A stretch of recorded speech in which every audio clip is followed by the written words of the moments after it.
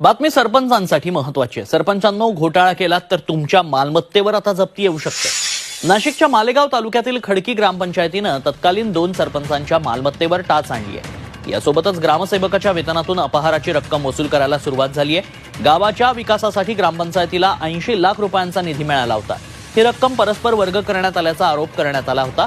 निधी खर्चाची योग्य कागदपत्र न मिळाल्यानं तत्कालीन ग्रामसेवक सुनील खैरनार यांच्या मासिक वेतनातून अपहाराची रक्कम वसूल करण्यास सुरुवात करण्यात आली आहे। तत्कालीन सरपंच अर्चना देवरे आणि प्रतिभा सूर्यवंशी यांच्या मालमत्तेवर 39 लाख रुपयांचा बोजा चढवण्यात आलाय।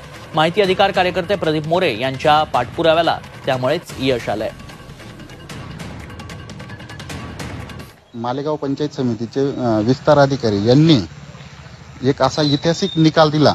त्या निकालात सरपंचांच्या डायरेक्ट प्रॉपर्टीवर मालमत्तेवर बोजा चढवला आणि ग्रामसेवकाच्या मासिक वेतनातून पैसे वर्ग करण्यात येते असं मला पत्र भेटलं।